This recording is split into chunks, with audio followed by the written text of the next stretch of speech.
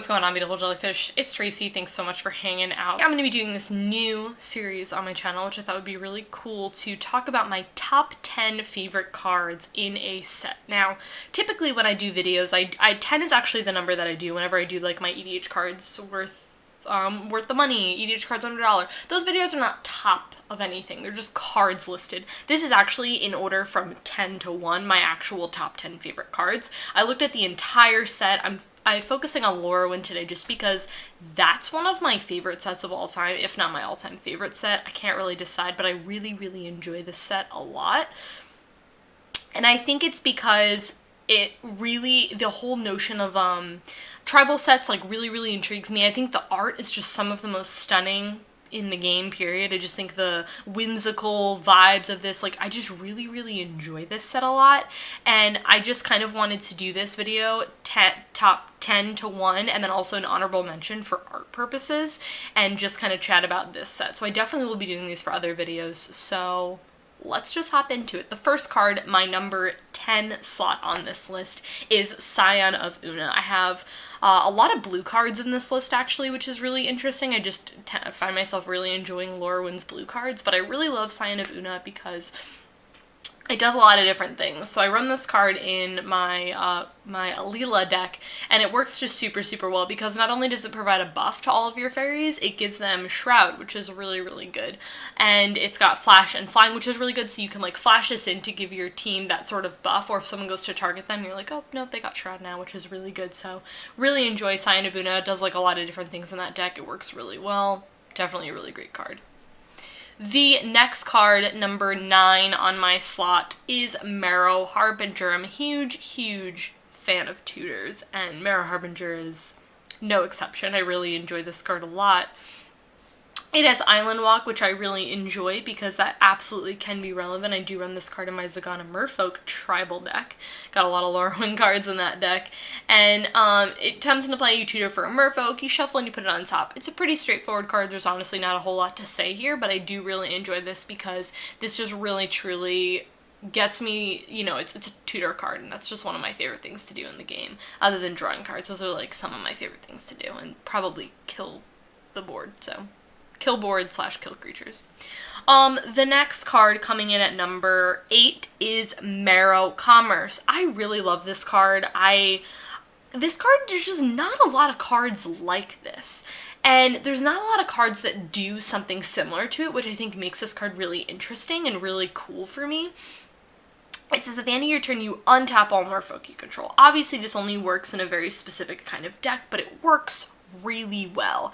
And again, I just truly appreciate that there are some cards that say, you know, you untap all like lands you control, or you untap everything, but like this is specifically targeting Merfolk, which just makes it really interesting to me, and again makes it something that's really different. What I really like about this is you can go and you can attack, and then you can, you know, untap all of your things with this card at the end of your turn. So it's not something that happens at each turn cycle, but at the end of your turn, so you have those blockers up, which I really enjoy. Overall, this is an extremely strong card. I really like it a lot. Okay, this is a pretty new, not like, I've known about this card, but a pretty new card to me in my collection. That is Sower of Temptation. I'm gonna move over a little bit. Ow. That didn't hurt. Why did I say ow? It's like when you play a video game and you're like, ow! It's like, you're not really hurt. Anyways, Sower of Temptation. I really like this card a lot. I just think this card's hilarious. Like, I think this card belongs in a lot of different decks. Like, it is Faerie, so it's a Faerie, so I run it in Alila, but I honestly think you could run this card in a lot of different decks, even if you're not doing a sort of take control of someone's thing. Like, it belongs in that deck too. But honestly, I think this card is just hilarious. Like, I love the fact that you get to take, it is creature, so you're limited in there. You can only take a creature. And it's as long as it stays in play. So, like, if this dies, you do lose control of the thing that you took. But overall, I just think this card's really funny and just, again, really whimsical, and I think just, it's such a fun card. Like, I think you can really, like, take someone's commander with this or something like that. You can be really fun. This card did get a reprint in Battle Bond, which lowered the price, so really cool. I will say, I'm not usually particular about sets of foiling. If, like, for example, like, this, and it's also printed in Battle Bond, but I do want the Lorwyn foil just because it's way more expensive, and normally I don't really care about stuff like that because it's truly like the same. The only thing that's different is the set symbol, but I really want the Lorwyn card because it's just truly my favorite. So one of my favorite sets. That was number 7. Coming in at number 6, this is where it gets, like, real, like, the juice, I would say. Number 6 is Pestermite. Pestermite is one of my favorite cards just because it's the Splinter Twin combo, and I will say I am not a combo person, really, at all. I very rarely run combos in my decks. It's kind of a last resort sort of panic button type of situation where I do combos. I actually took a combo out of Tassiger because I just didn't enjoy playing it, and I will say the Pestermite combo is something I just really enjoy. I don't know, I just really like it. It's, you play it and then you just automatically win. It's, again, it's not something that I get. I don't know why I have to justify this. I don't really, it truly doesn't matter if you play combos, whatever. It's just, it's not something I do in every deck, and it's, I think I have this. I'm gonna have this combo. I have this in Ladies, and I'm also gonna have it when I build Riku. So it's only going to be in, like, 2 decks that I have this combo in, and then I have one more combo in Mikaeus, but, like, that's it. But anyways, I really enjoy Pestermite because it does have the infinite combo, and it's really, really good, and I don't know, I just really like it. It's fun to kill people like this, so. Cool. Okay, coming in at number 5 is Ponder, really classic Lorwyn card. They've only used this art in the Lorwyn set, which makes this particularly a very, like, personal, like, I really enjoyed this art, is like what I'm really trying to say. There's 3 different arts. I actually have the full art of the other card. I'll have a picture in here, which I do really enjoy that as well, and I think I have 2 of those. I really want a foil in this card or a full art of this card done, like an altar made of this card, because I just really enjoy it. I love the color, like art aside, I do really enjoy this card, but like looking at the art specifically, I love like the merfolk. The colors in this are just really, really stunning. This is done by Mark Teeden, who's one of my favorite artists. I say that about a lot of artists. I have a lot of favorite artists that I enjoy, but I really enjoy the art in this card. I think it's really unique. I love like the fish all swimming around, and like the merfolk is purple, which is one of my favorite cards. The coloring is just stunning. And then above that, I really like this card, and I run this in every one of my blue decks. One thing I really enjoy about the ability of Ponder is that it does say you can put them back into your hand, and then you get to draw a card, you get to shuffle if you don't like those 3 cards. I really like having that option, and then essentially this just says draw a card, which is really good, but I like that aspect of you get to look at those 3, rearrange them in any order, and then if you're playing EDH, you're probably running some sort of ways to get rid of those cards. If say you only like one, the one you drew, and then you like those other 2, you're like, whatever, I don't care, and then you can always like, you know, shuffle that with any of your shuffling type of abilities. So I really, really, really enjoy this card. Again, run it in all my blue decks. It's a staple for me. It's like one of my EDH staples, truly. Coming in at number 4, we have Shriek Ma. I love this card. There's something about just like 2 mana, kill your guy, and then it goes to the graveyard. I really enjoy this card. I think I run this in like all of my black decks, to be honest, and I just touched my face. Oh my god. I was just watching a video earlier that was saying, like, do you know when you're, like, aware of something? And it's, like, it really brought to your attention. I just touched my face. I just realized I have to wash my hands after this. Anyways, I haven't left my house in, like, multiple days, too. I, like, just want to throw that out there. I love this card. I pretty much, I don't know if I've, like, ever hardcast this card. Like, to be real. Like, I never hardcast this card. I always evoke it.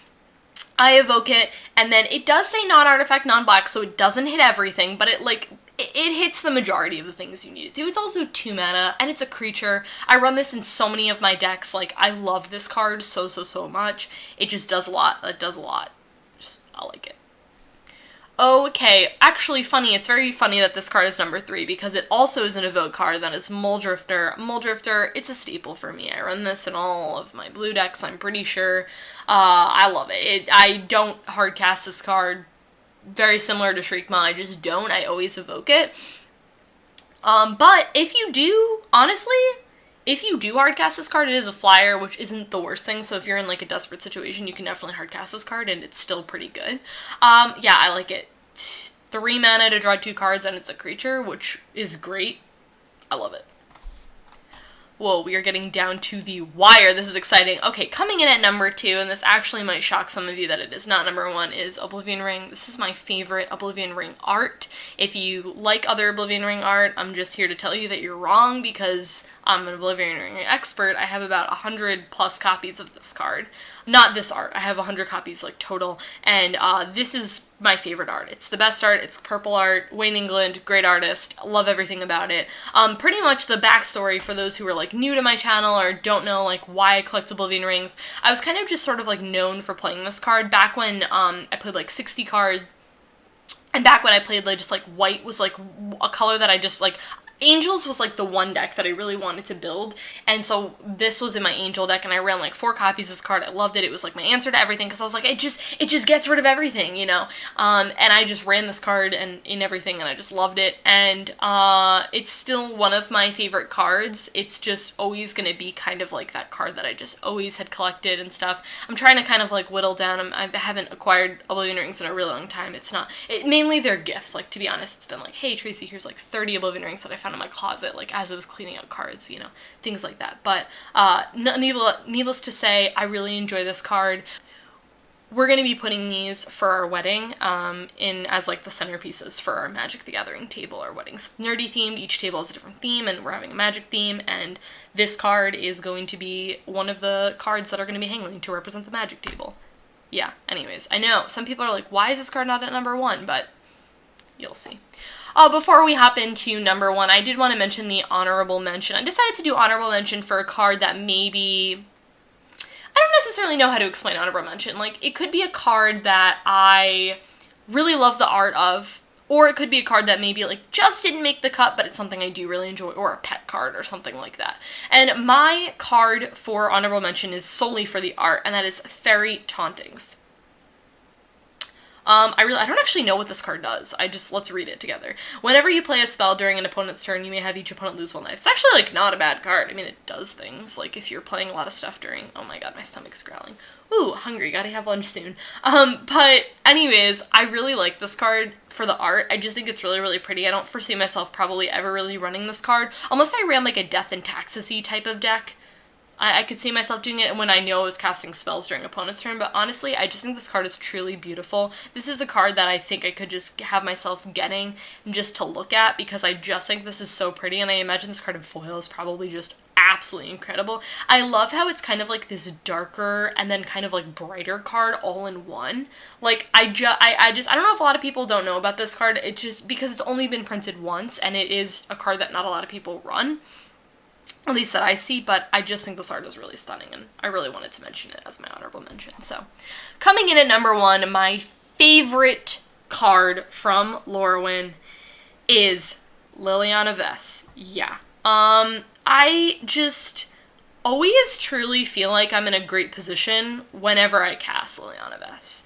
Like, I just love her, and I think a lot of, like, why I love this card so much is truly, like, the Lorwyn 5, like, the classic, like, the 5 Planeswalkers, but even more than that, like, Liliana is just one of my favorite Planeswalkers. If you're OGs, you know, Elspeth Sun Champion is my favorite Planeswalker card, but Liliana's definitely second. I love her so much. Like, I very rarely, I don't think I've, like, ever gotten her ult off. I very rarely +1 her unless I'm trying to +1 just so I could -2 again.